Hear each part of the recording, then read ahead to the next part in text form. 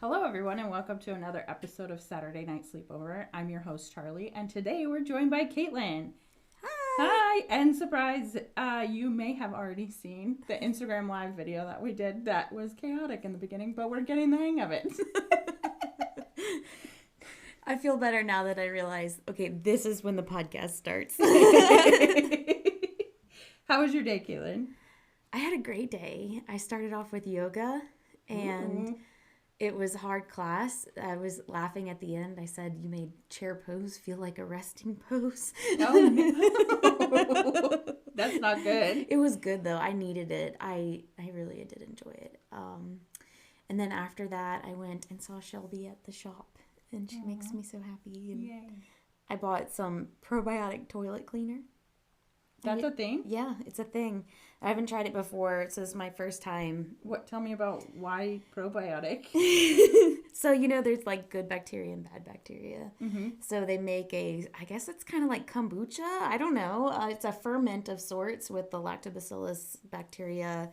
It's a proprietary strain, all you don't know what you're getting, but it's basically a bacteria soup that smells nice. Bacteria soup that smells nice. Yeah, and you spray it all over everywhere. I got the bathroom version, but they make one that is for mold and like fabrics and air and stuff like that. But it's like it will go in and keep cleaning with the bacteria after you're done. So like I bought the one for the bathroom because I have 3 boys, and so I sprayed the toilet in its entirety. And it's supposed to like get into all the nooks and cracks. So it's like the opposite of antibacterial. Yes. It's the opposite of antibacterial. It's pro-bacterial. It is, you are putting bacteria all over everything, and they're cleaning it, just like the vagina. Well, I know that. Yeah. I've just never even encountered this. Yeah, I mean, isn't that wild? Because you've always been taught with the commercial Lysol, if there's bacteria, it's dirty. Yeah. But they'll actually keep the balance of your ecosystem. Interesting. So have you used it before? I just used it today for the first time. And like I said, I sprayed it all over the kids' toilet. Yeah, it smelled good, and I wiped it down after, and then I left it there, and I want to like get all under the like actual toilet, where you can't actually clean. Like, go ahead, little guys, and do your best work. Dude, I watched a real video of like a plumber, and he was like, never like use like the saying, if it's yellow, let it mellow or whatever. He said never do that, because when you pull up toilets that people do that, there's like literal pee crystals like clogging. This is probably gross. TMI, but well, I used to look at pee crystals when I worked in the lab. Yeah, I did love not know pee that. crystals. They're very beautiful. What do they look like? They're different depending on what kind of crystal they are, whether they're like a calcium oxalate or a triple phosphorus, or depends on what the triple phos looks like a coffin, and then the calcium oxalate looks like a square with a diamond in it, kind of like a plus sign in it, maybe. I don't know. It looks like a cube. I'm picturing snowflakes on the microscope. Yeah, kind of. I mean, uric acid's really beautiful. If you put it under polarized light, it kind of looks like an acid trip. Can you see cholesterol crystals? The like sugar crystals in diabetic pee? I have not experienced sugar crystals in diabetic pee, but they would have glucose in it, but. Because did you know that's how they, like in ancient Greek times, that's how they used to... They would taste it. No. Yeah. I mean, maybe they might have. Maybe some people did. Or no, they would make ants go in. Yeah. They would pee on an anthill. Yeah. They would do gross things with pee. But yeah, I did a lot of urinalysis in my day. I've looked at a lot of pee. Yeah. And I had to do it with a microscope. It wasn't until my most recent job they had a robot that did it for you. You just had to check that the robot did a good job. Mm-hmm. But you couldn't see trichomonas with the robot, which is like an STD that can be a contaminant of urine, and it looks like a little swimming protozoa. It has a flagella. Okay. And so you could see it if you were looking in a microscope. You wouldn't miss it because dancing. Yeah. You know? But the machine, the robot machine will miss it because it just thinks it looks like a white blood cell. Oh. So humans are better than robots.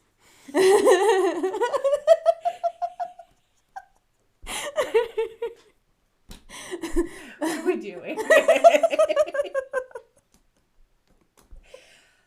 Okay. So yeah, humans are better than robots. I agree for more than reasons than just that. Anyway, so today you went and bought probiotic toilets. Yes. And then tomorrow you work at the shop, right? Yes, I'll be there. It'll be a long day.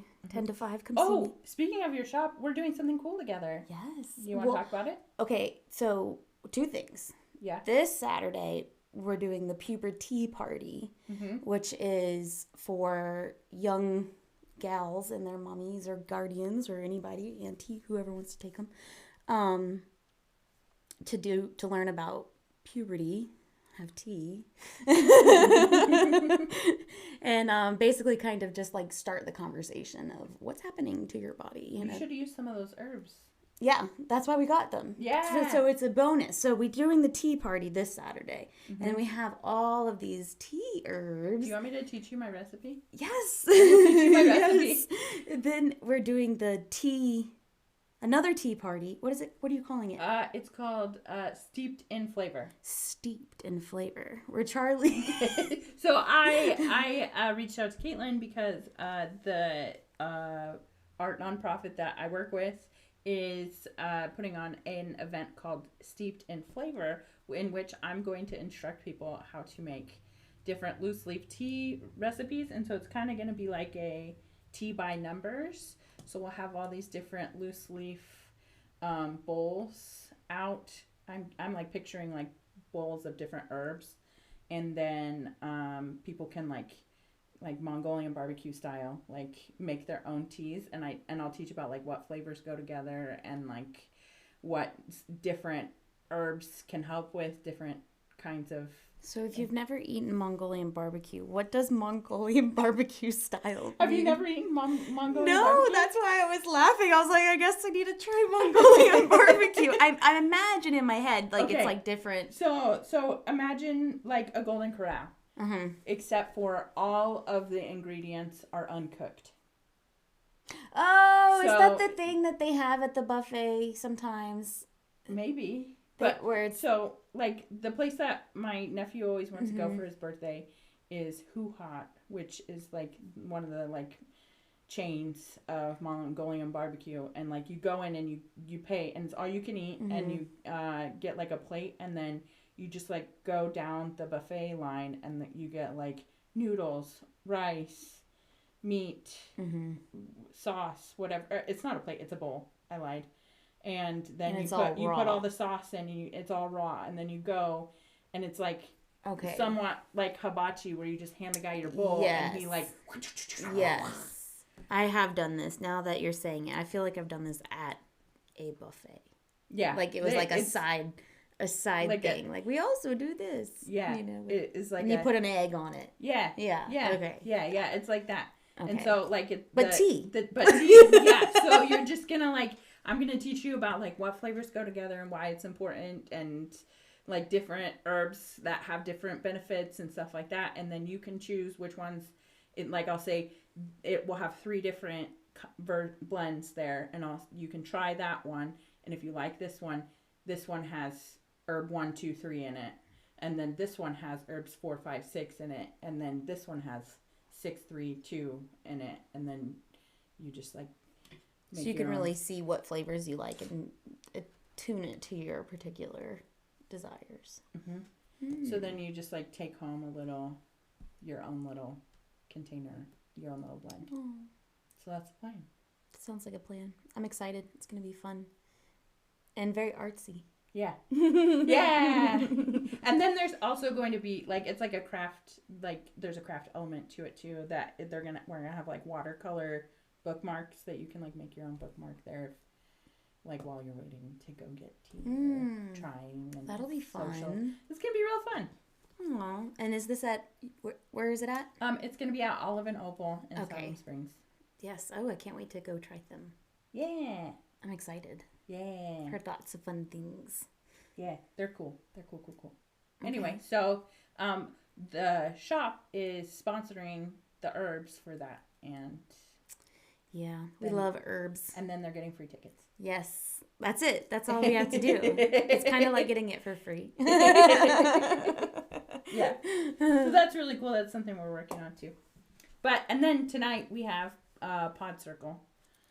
Round 2, the second one. Monthly Pod Circle is coming upon us. Mm-hmm. And I was really pleased with the turnout from the first one. Mm-hmm. We had a lot of people. Yeah. And this time I feel like there's been a little bit more social media leading up to it. Mm-hmm. So hopefully there'll be, because last time we had 7, 8 people. Mm-hmm.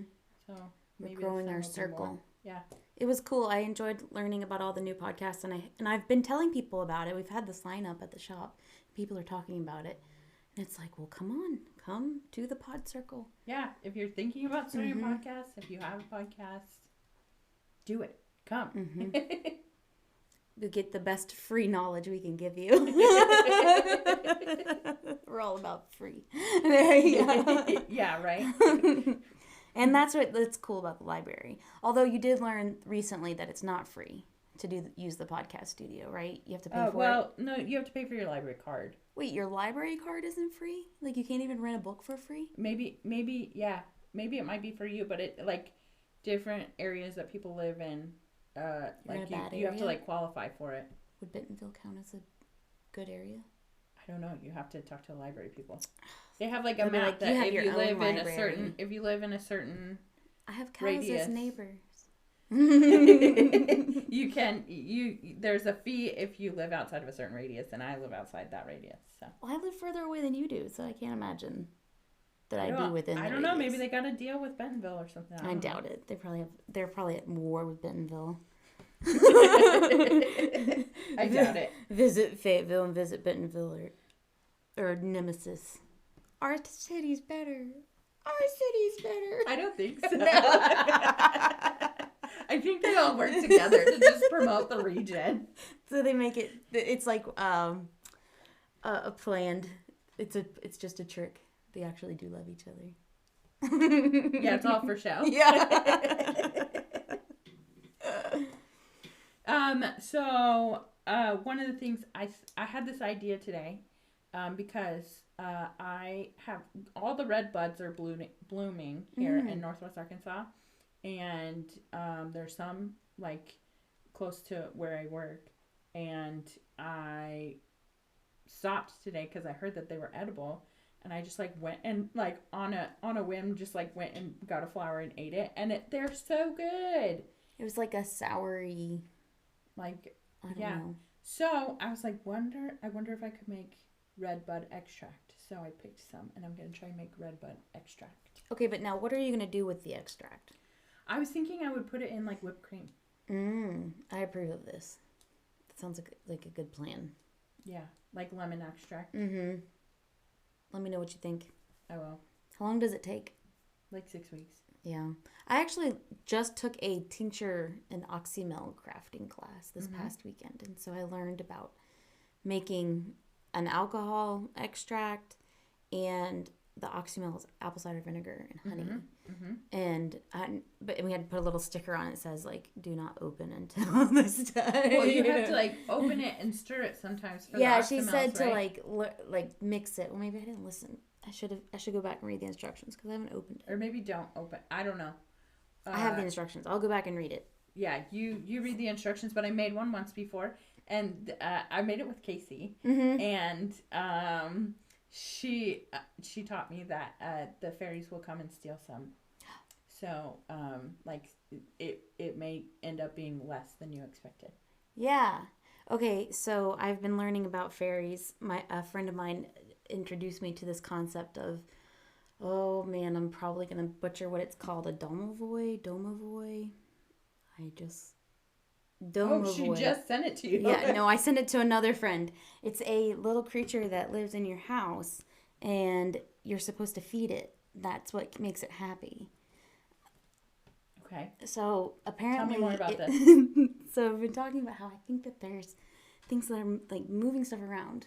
Mm-hmm. You know, like losing stuff or just misplacing keys. I don't know, important things. I'm like, I think there's a little like mischief maker, you know, about. And my friend told me about this domovoi, and she's like, yeah, you're supposed to feed them. If you don't feed them, they start causing mischief. And I was like, oh, I need to look into this. So I finally did. I watched 2 YouTube videos. What do they eat? Your food, like you're supposed to give them like an offering, and they say recommend to put it like by your fireplace or your stove, and it can just be like a bite from dinner, you know, leftovers, or you're supposed to give them like a small portion. You don't want to be like, you can have whatever you want. You can't say that. You say this is yours. They only want something that they've actually been given. And where do they live? They live in the stove, is what I found. They live like in the house. They're like a spirit of the home, essentially. Yeah. So like kind of like house elves. I don't know. You watched Harry Potter? No. No? I've never watched or read Harry Potter. I'm like the last millennial in the world. I haven't. I only read the first few. Once they started getting like super thick, I just watched the movies. I was like, oh. But they have a house elf, and I was like, well, I've heard of house elves. That's yeah, a thing, I know. you know? I am a human that exists in American Yeah. culture. I know who Dobby the elf is. But but this is like a Slavic version of this, you know, house creature, and it's supposed to bring good things to you. Like if you're nice to it, you'll have good fortune, and you know it'll like do your chores for you, or just be nice in general. But if you're lazy and sloppy and you don't go to bed without like cleaning your kitchen, and you're basically, if you don't take care of your home, he's gonna like start hiding your stuff. So when are they active then? At nighttime. Here's another little creepy thing. They watch you while you're sleeping. And I don't know if you've ever heard the stories about like somebody like waking up to having like somebody sitting on their chest, like the sleep, whatever they call it, paralysis episodes. Mm-hmm.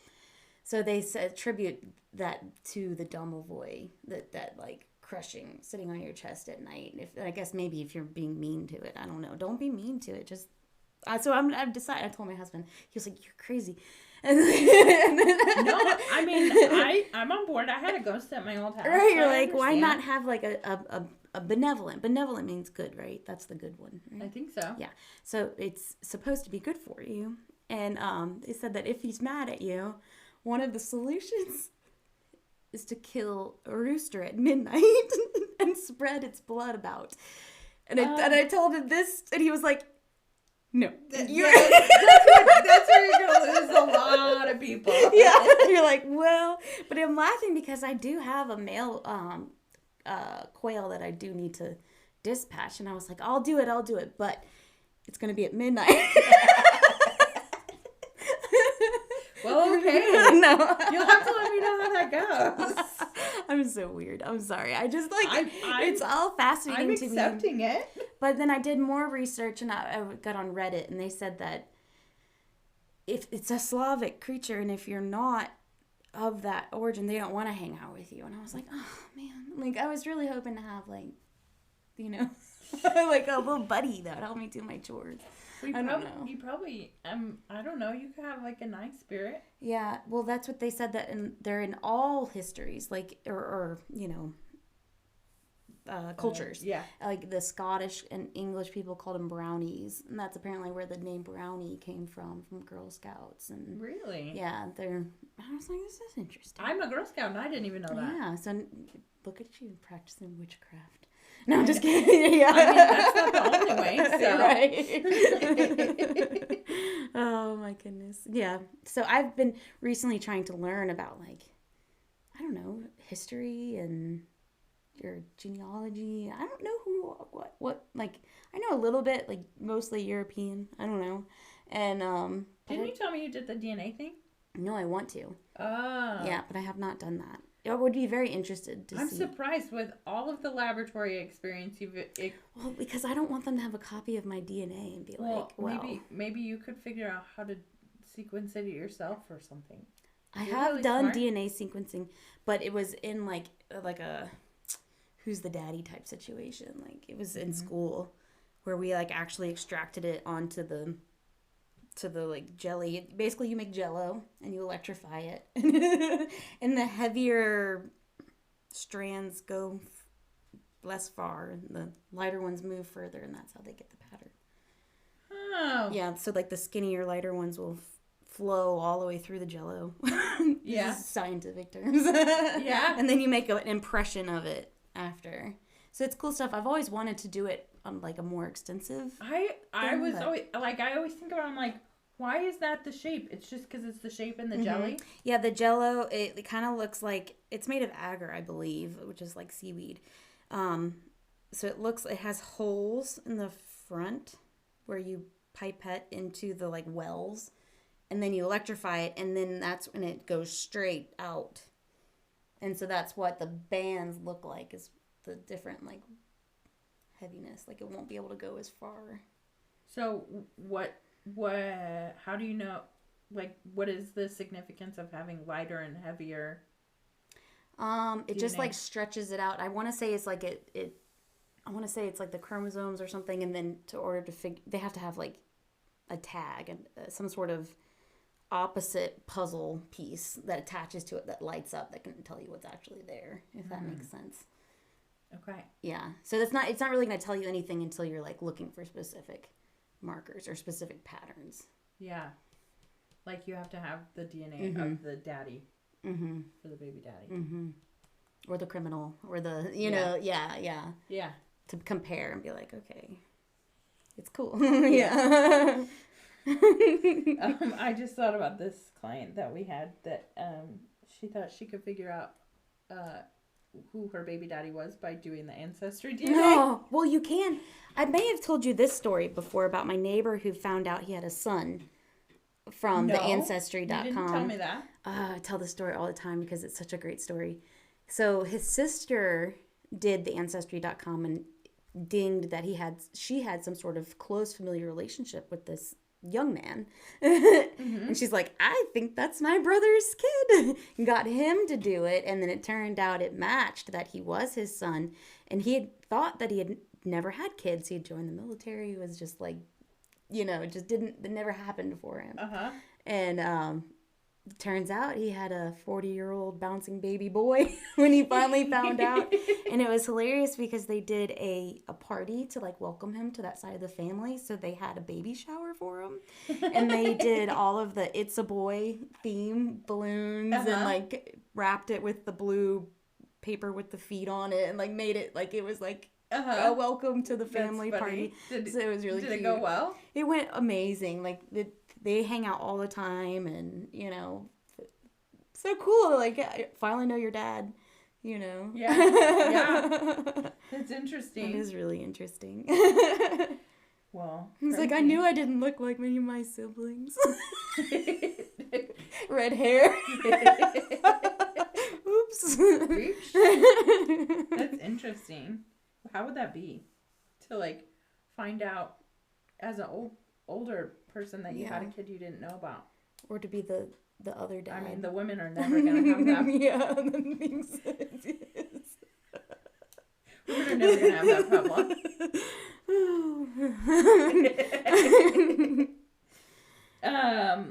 But I don't know. Yeah, that's crazy.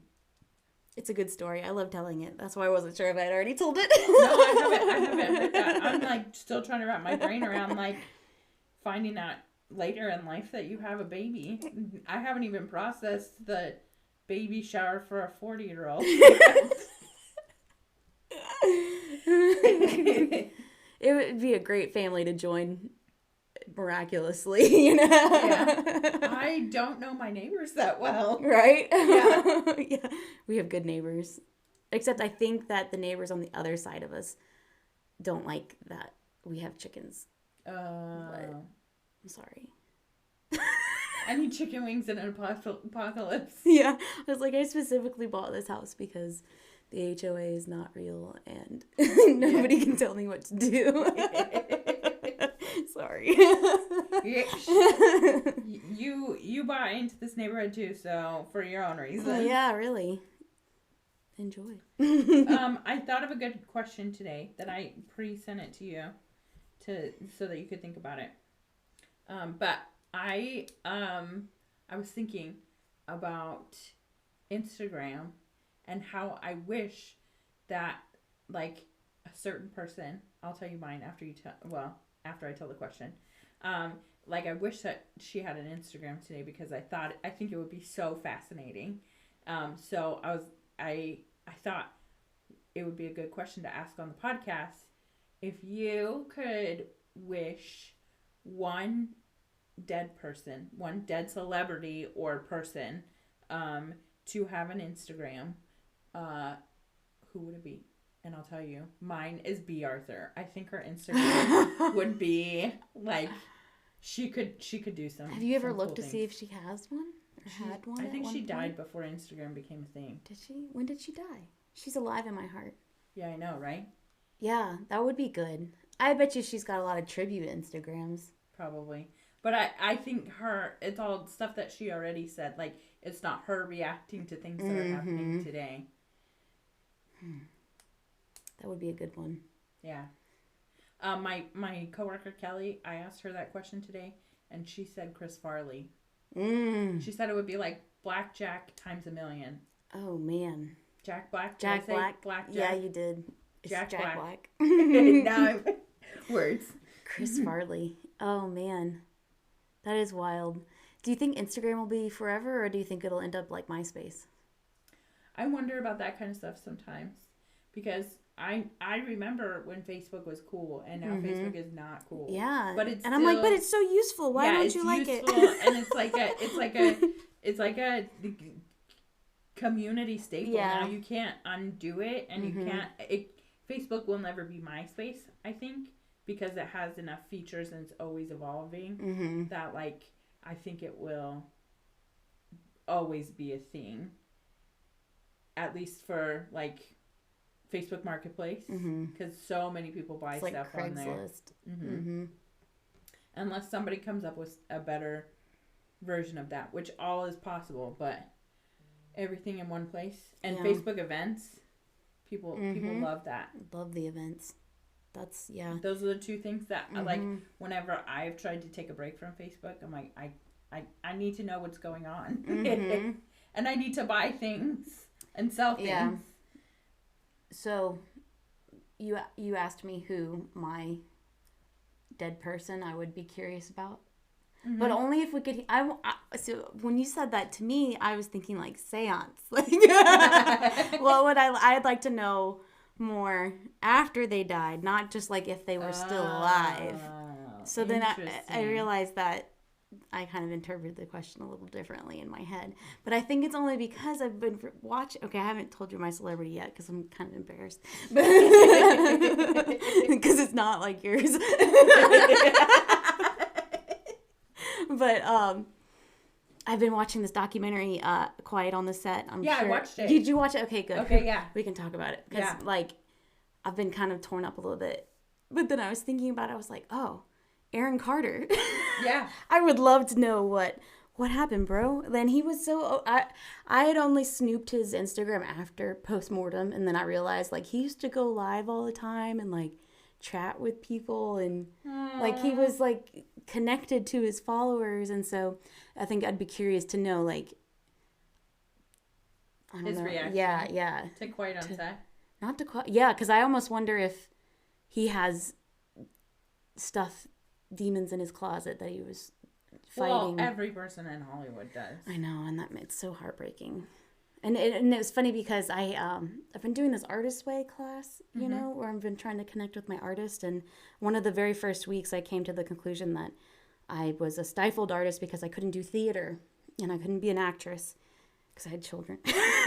And looking back or watching that, I'm like, probably was a good thing I didn't become an actor because, you know, that's a scary world to be in. You don't even realize and then watching that series, you realize, oh my goodness, I idolized all those people and they were certainly not living a good life, you know? Yeah, for sure. So what did you think? I was thinking about, like, there's obviously like an element to it that it's like, what's the worst thing we can show people, because like that's Oh what's God, popular. yeah. The very first 5 minutes, I almost was like, I don't even know I want to watch this. You know, like yeah. So I think that there's like a culture right now in documentaries of who can be the worst one. And so like I saw that a lot, and I was like, okay, you keep replaying the same clips, and like I did see one clip that, not in Quite on Set, but on social media, that was like Nickelodeon is like having its highest like subscription rate ever right now, because everybody's trying to go watch and see all the stuff. So I'm like, is it all just a ploy to get them more views anyway? Like, there's no such thing as bad press, you know? That thought did cross my mind. Yeah. Like, so I'm like, how much of this, like... You almost want to see what you missed. Yeah. You're like, wait, I didn't see that. Because, like, if you think about it, in these documentaries, like, they have all the pictures. So these people have, like, signed waivers saying that they can use their image or and talk about their story or whatever. Even because they're showing, like... And you have to sign a release or whatever in order, usually, for that kind of stuff. So I'm like, how would it be serving, like, the people that are still alive and still, like, in the industry, other than, like, subscription rates and stuff like that? So that's where my brain went to immediately, was like, yes. How can we be relevant again? Yeah, all of this is horrifying stuff and horrible, and it's like only the tip of the iceberg. That's the other thing with these documentaries, is I've done research on some other stuff, and like, or I've known, like, for example, the polygamy documentaries, like the one that's like Keep Sweet and Obey. Oh yeah. I used to live in that area in Utah, and so I like talked to those people, and those people were like in my life, and I like have had actual conversations with them, and they talk about like all the wide spectrum of things. It's not just child brides and like high demand religion and like manipulation and all the icky stuff that goes with that. There's a whole other part of like that is just icky that wasn't even touched in the documentary, like shady back deal, like business deals, stuff like that. And so I'm like, with the Nickelodeon thing, like I know I've listened to other podcasts that they go into deeper into it, and it wasn't just like these specific people's stories. Like there were a whole other like culture of like foot fetish stuff, like all like a lot of like child actors who would come in for auditions and stuff. They would like make them come barefoot, like to the audition and like stuff like that. And then you think about it, and the Nickelodeon like logo was a foot. Yeah. Oh, gross. I didn't even think about that. Ew. So like, it's like, yes, this documentary highlighted some important things that people need to realize about the entertainment industry, but also like it's only the beginning, and like you shattered, like the whole entire like millennial generation was shattered because we all wanted to be like Nickelodeon slime, you know? And now, oh my God. Now do you want to be Nickelodeon slime? No slime, please. Yeah. Oh man. Yeah, it was. Did you watch it all in one sitting? Yeah. I watched it while I was like, took those days off and went to the hotel. Yeah. Once you put it on, I couldn't stop. And I even told my friends, I was like, I'm sorry I'm telling you about this, but I can't stop thinking about it. Maybe don't watch it. I don't know. It's terrible. It breaks my heart. Because like, when I realized that like Drake in particular went on to do his show after he was hurt, and so I was just like, wow, like to keep going. And he was 15. Think about it. He had a little bit more like maturity to understand what was going on to him. There were 5 and 6 year olds on the set that didn't even have like brain chemistry to comprehend that this wasn't real life, or like this wasn't how life was supposed to be, you know? It's so sad. It really is. It's heartbreaking. Man. But you know what? When we're famous, we're not going to act like that. Yeah. It's terrible. Basically. Yeah. Anyway. Yeah. What did you think about Quiet on Set? I talked a lot about how I felt about it. I thought that it was eye-opening because, like, I grew up with all that, and, you know, that in particular was really interesting to me. I was like, I loved that show. I loved all of those shows. Most of them. The ones towards the end I didn't watch. I was a little bit too old eventually. You know, Yeah, like, once it, yeah, you know. But I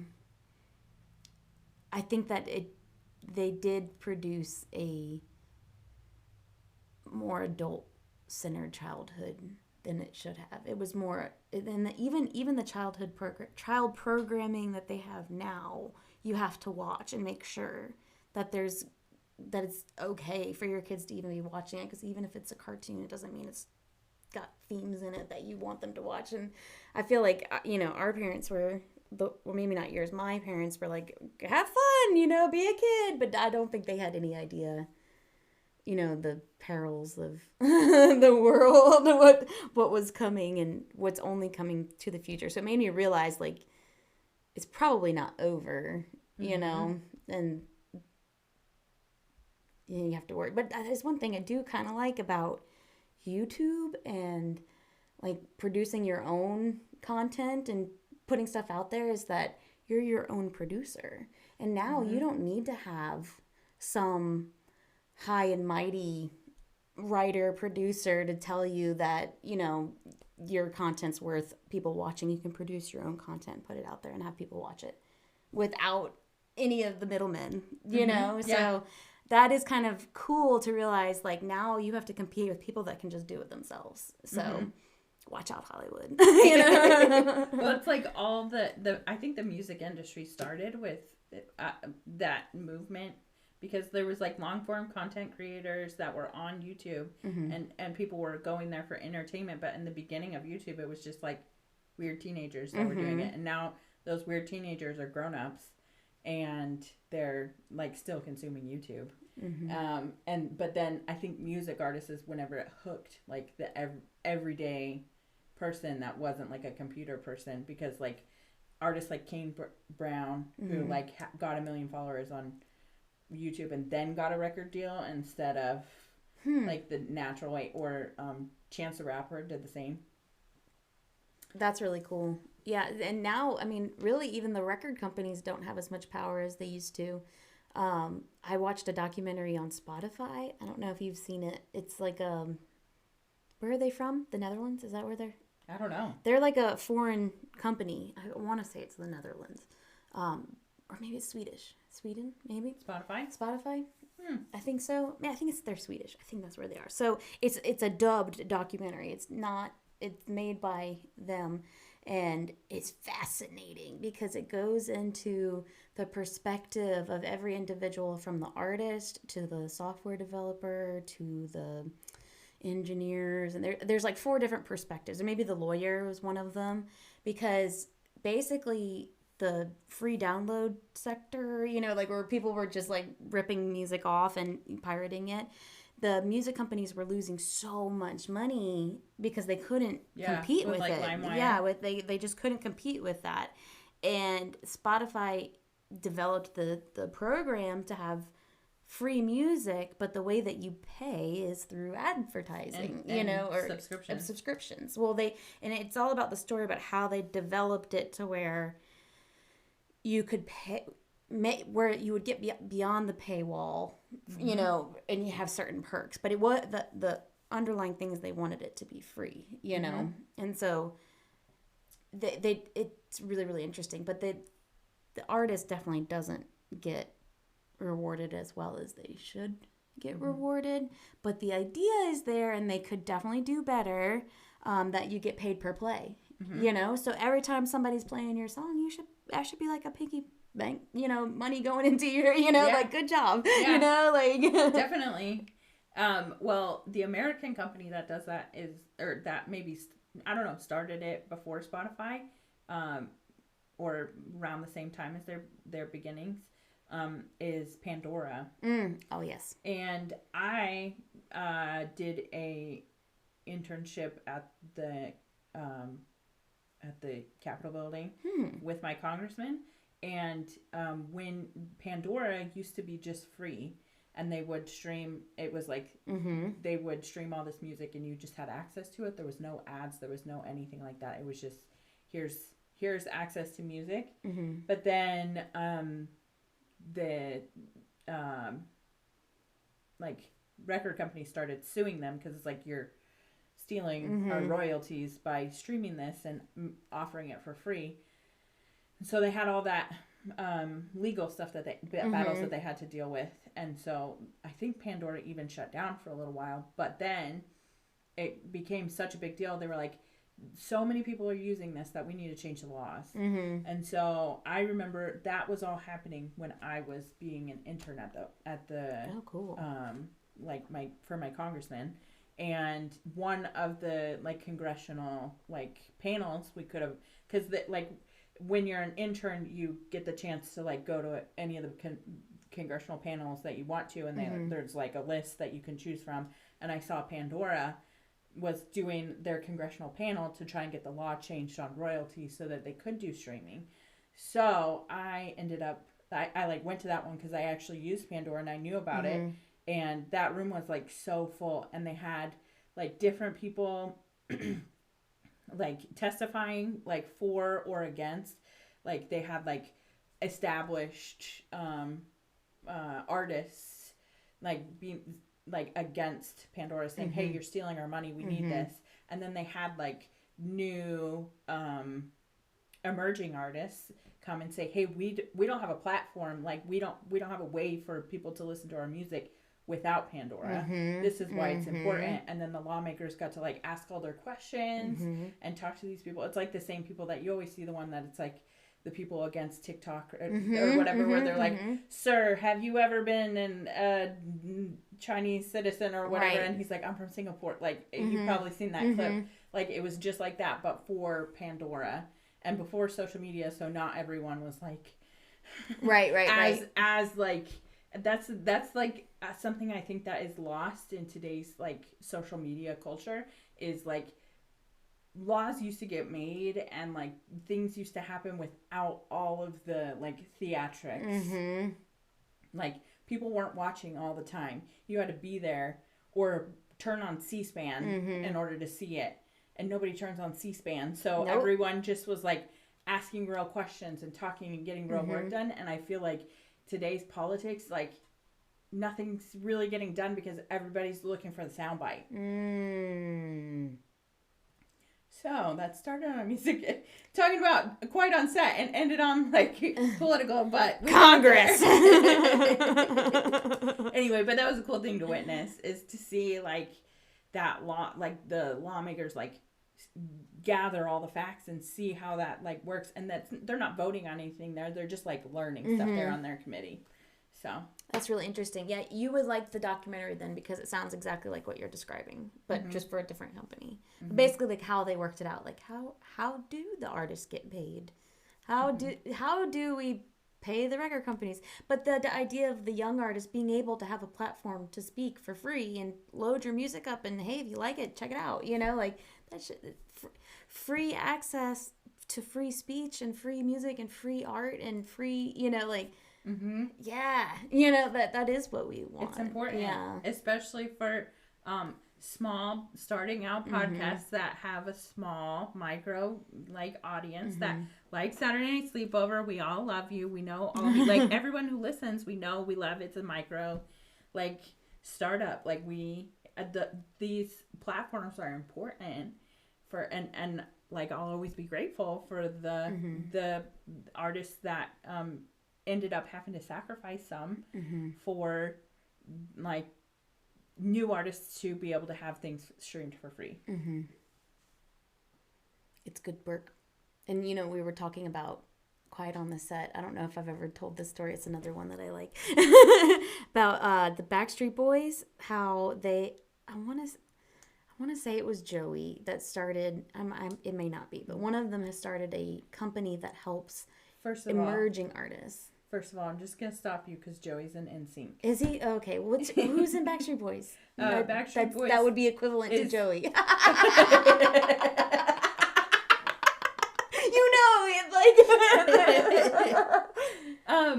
AJ, maybe? AJ, yeah, it's definitely AJ. They're the same. It's like which boy band? They are the same person. They fill a specific role in their band, I guess. They know the role they play. Anyway, what is this person doing?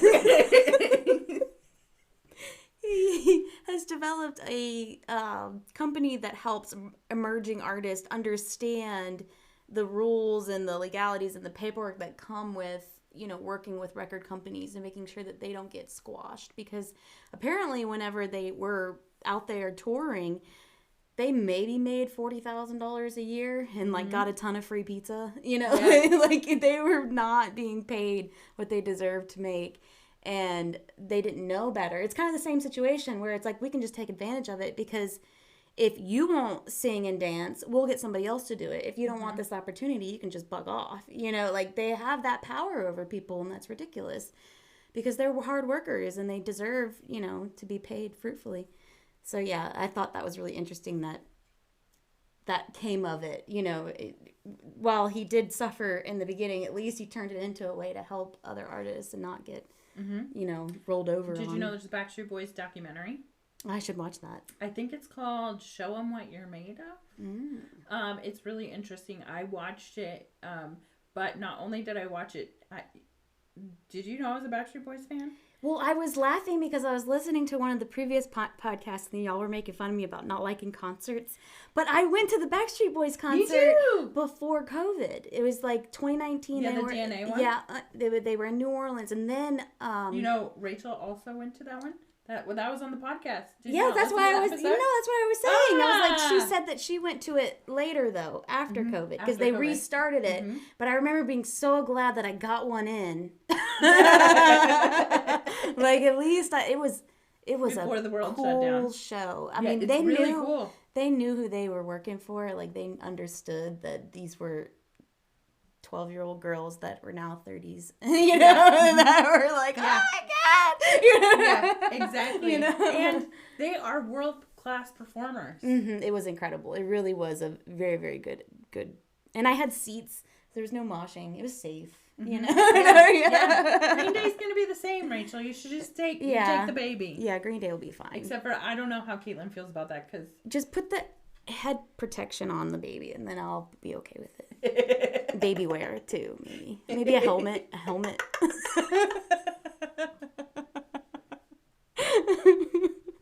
Oh my goodness. The first time. Okay, so that documentary follows them while they're making the In the World Like This album, which is the tour that I saw them on in like 2013. Oh. And really, I liked Backstreet Boys a regular amount before I bought that ticket. The main reason why I bought that ticket is because Jesse McCartney was their opening act. Ooh. So, because... He was in 98 Degrees. What was he in? Well, I don't know. I'm not good at pop culture. 98 Degrees. He's far too young for 98 Degrees. Jesse McCartney. He's like our age. Is he? He had a solo career. He sang Beautiful Soul. That's his like number one hit. He was like 16 when he made it. Sing it to me. I don't want another pretty face. Oh, okay. I don't want just anyone to hold. I know that song. Okay, yeah. So he's like my one true love. Like I have loved him my entire life. Okay, now I sound creepy, but he started in a boy band of like little boys, like 9, 10, 11-year-olds. Oh my goodness. Called Dream Street. And I remember very vividly, like, that was, like, the first time I had a crush on someone was, like, when the, like, infomercial between, like, Stargate episodes came on, and it was the Dream Street single. I was like, I love all of them. And I was like, I look back to that moment now and I'm like, I was straight. I'm like, I've been straight my whole life. Like, that was like the first thing that I remember. Like the first time I remember like thinking, oh yeah, that's a boy and he's cute.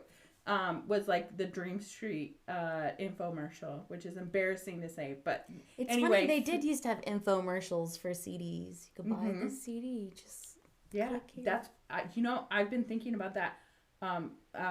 We could do an infomercial for the podcast, and like because you can buy ad space, it's like pretty affordable sometimes. Anyway, How I've been thinking affordable? about that. I don't. And is this free ad space going on like some random podcast? No, I think you can buy it geographically. I saw a ad for it somewhere. I can't remember, but I wrote it down. Anyway, we could talk about it later. All right. When I like have more, when I've done my homework and I remember. Good idea. Homework first. So Jesse McCartney was their opening act, and that's originally why I bought the tickets to the Backstreet Boys concert, was because I wanted to see Jesse McCartney. And then after, like, I liked them like a regular amount, but after their show, I was like converted. I was like, I love the Backstreet Boys because they are like once you go to their show, like it's like it changes your life. Like, they're professionals. That sounds ridiculous, but it does. They're professionals. They know what they're doing. They're very skilled.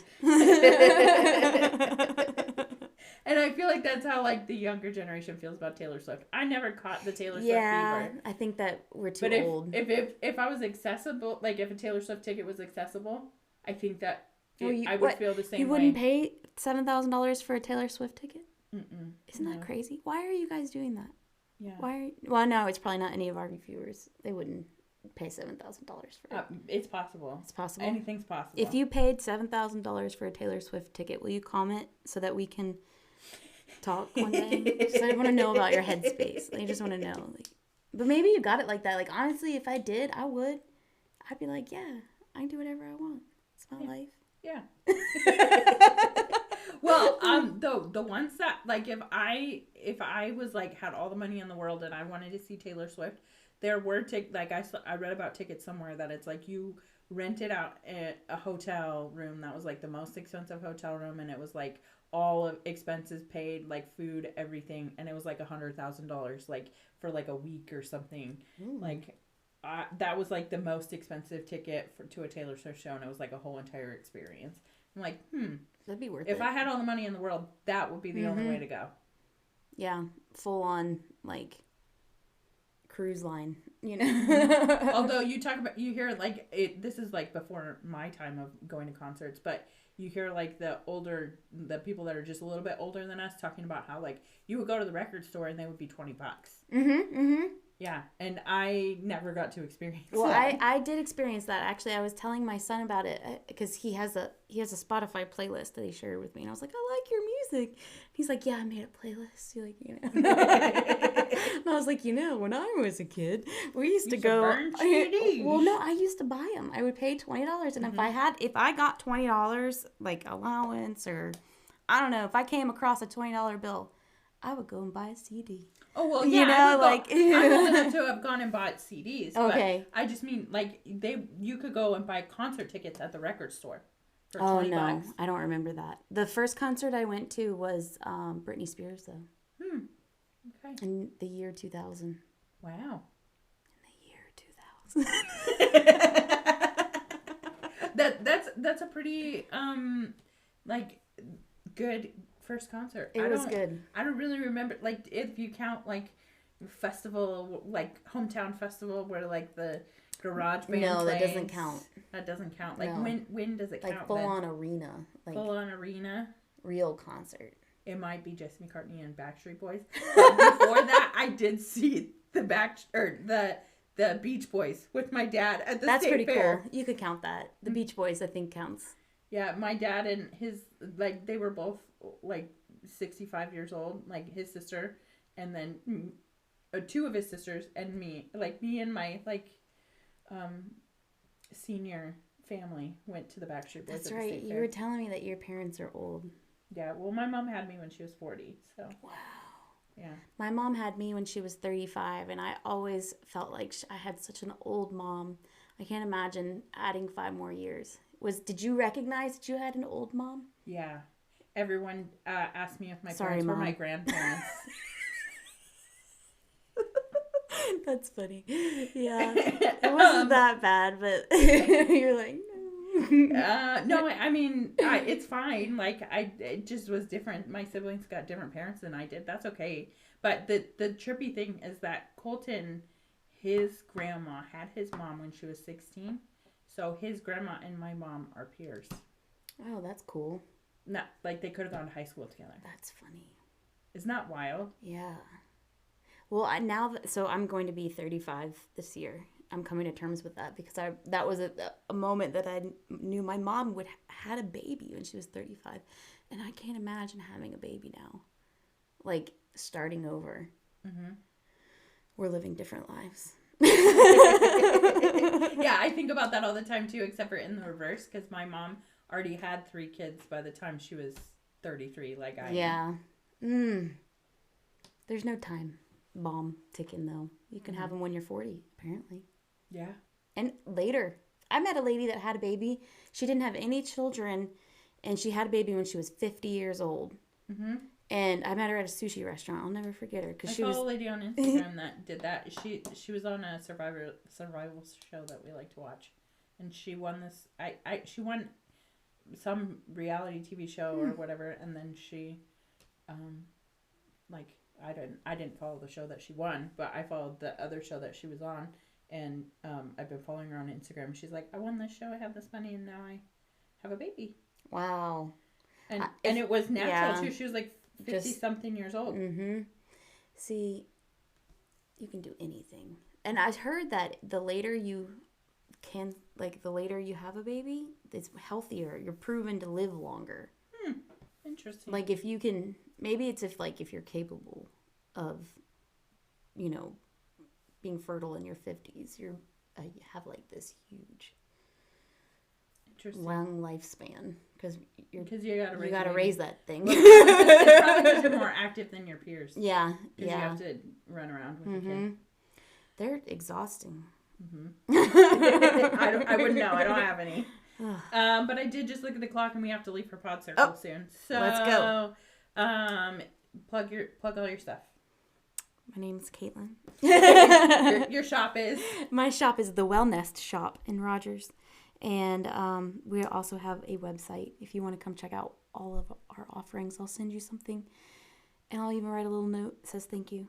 You can visit us at thewellnest.shop. Yay! You can go to Saturday... Well, why am I saying that? You can go to sleepoverpod.com and connect with anybody, me, or I can pass messages on to Caitlin. Oh, and if you think that we should do that candy store photo shoot, you should send us a message. Oh, yeah. Did you? Yeah. Did you hear that on the podcast? Yeah, if you think that would be interesting, we could do it. Yeah. Does it sound like fun to you? It sounds like a lot of fun. Yeah, we should do it. I should get on it. I know. I've had that idea for a long time. Anyway, we love you. Thanks for tuning in. Like, share, follow, and love you. Bye.